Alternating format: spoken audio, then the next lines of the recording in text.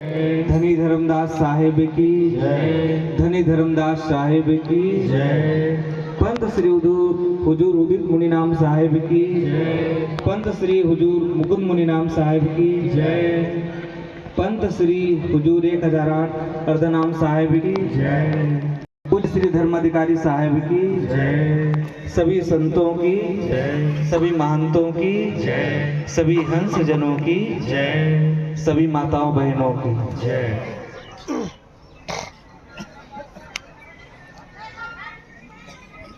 यह जो सत्संग समारोह पवित्र पावन धरा पर जो हम आप यहाँ बैठ करके श्रवण कर रहे हैं, ये स्थान ही पवित्र है और यहाँ सदगुरु कबीर साहब जी की वाणी गूंज रही हो। और आज यहाँ बैठ करके हमको अगर सत्संग सुनने का अवसर मिल रहा है, ऐसे सदगुरु के रूप में बैठे हुए पूज्य श्री आचार्य साहब जी के मुखार बिंद से, तो समझ लीजिए हम सदगुरु कबीर साहब की हैं। उसी जमाने का हमको सत्संग मिल रहा है इस पवित्र धरा पर। और जो कल दर्शन यात्रा हुई, सभी आस्था के साथ भाव के साथ, जो चल नहीं सकते थे वो धीरे धीरे गए। कितनों को तो देखे वो नंगे पांव गए और वहां से कि धूल ले आए, रज ले आए, यहाँ सदगुरु यहाँ विराजमान रहे। पवित्र घर में ले गए, अपने जल को ले आए। किसी के पास कुछ नहीं था तो वो पॉलीथीन में ला रहे थे। ये होती है आस्था, ये होता है सदगुरु कबीर साहब जी का ज्ञान आज घर घर में। और भारत ही नहीं, पूरे विश्व में जो पहुंचा हुआ है, यहीं से ये मूल है। जो गंगोत्री कल बात हो रही थी, वास्तव में ये ज्ञान की गंगोत्री है। ऐसी ज्ञान की गंगोत्री सदगुरु कबीर साहब जी के यहाँ जो मूल सिद्धांत यहाँ से चला, जो कबीर पंथ आज पूरे विश्व में है, वो यहाँ की है। और ऐसी पवित्र धरा पर आना परम सौभाग्य की बात होती है। और जो पहुंच जाते हैं उनका ही भाग्य जगता है, वही पुण्य आत्मा यहाँ पहुंच पाते हैं। और जिनकी पुण्य कमी रह जाती है वो ऐसे पवित्र धरा पर नहीं पहुंच पाते। कहते हैं कि हम तो घर में सत्संग सुन लेते हैं, लेकिन उस पवित्र जगह पर आप जाओ और वहां भाव प्रकट करके देखना। ये मत समझ लेना कि हम सेल्फी ले लिए बांधवगढ़ का तो हमारा काम बन गया। कहते हम तो दर्शन कर लिए, अपना फोटो ले लिए, कहते हम तो वहाँ दर्शन हो आए। उस भाव को लेकर के जाना कि सदगुरु साहब होंगे तो क्या स्थिति रही होगी, क्या परिस्थिति रही होगी, कैसा दिव्य वातावरण रहा होगा। अगर उस भाव को लेकर के जाते हो तब तो सार्थक होता है।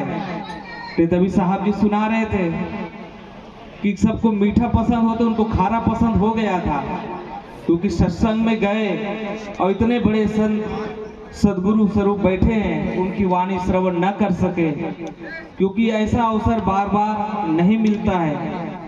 और बहुत से लोग तो पहली बार आए यहाँ दर्शन करने के लिए, और हमको भी सौभाग्य मिला तो उस भाव को लेकर के आए हैं। और सत्संग सदगुरु कबीर साहब जी की वाणी, सदगुरु कबीर साहब धनी धर्मदास साहब जो मूल कबीर पंथ के प्रवर्तक माने गए हैं, उनकी वाणी आज पूरे देश में जो एक सरल पद्धति से,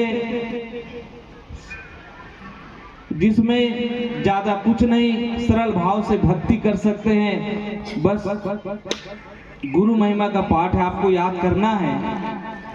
और रोज सुबह, क्योंकि गुरु शरीर रूप में तो रोज नहीं मिलेंगे, लेकिन यहाँ से जब हम जाएं तो हमारे अंदर कुछ बदलाव आना चाहिए। आप मत समझना कि हम बांधवगढ़ में गए, यहाँ बाघ तो नहीं मिले, यहाँ घर में जाकर के बाघ मत जाना। हाँ, कोई कोई होते हैं जो जाते हैं तो कहते हैं हम तो वही बांधवगढ़ हो आए, बाघों के घर में। आपको डरते थोड़ी हैं, संसार में रहना, भक्ति करते रहना और सदगुरु कबीर साहब जी की जो राह है उनके बताए मार्ग पर चलते रहना, तो जीवन बहुत अच्छा होगा। जैसे हमारे कालूराम साहब जी, कन्हू भाई साहब जी, हनुमंत साहू जी, ये तीनों त्रिगुणात्मक रजसतम तीनों हैं। अब ये इनकी बदौलत ये बहुत बड़ा कार्यक्रम संपन्न हो रहा है। और जिनके अंदर इतनी भक्ति इस उम्र में जो कर रहे हैं और सभी के अंदर है, और जो दूर दूर से आए हैं, क्योंकि एक राजस्थान से, एक छत्तीसगढ़ से, एक गुजरात से, और तीनों का ही है ज्यादा और बाकी तो कम है। तो बहुत बहुत धन्यवाद। यहाँ बड़े बड़े महापुरुष बैठे हुए हैं। आप लोगों को सभी को साहेब बंदगी, साहेब बंदगी, साहेब बंदगी। बोलिए सदगुरु कबीर साहेब की जय, धनी धर्मदास साहेब की जय, पूज्य श्री हुजूर साहेब की जय, पूज्य श्री धर्माधिकारी साहेब की जय, साहेब बंदगी, साहेब बंदगी, साहेब।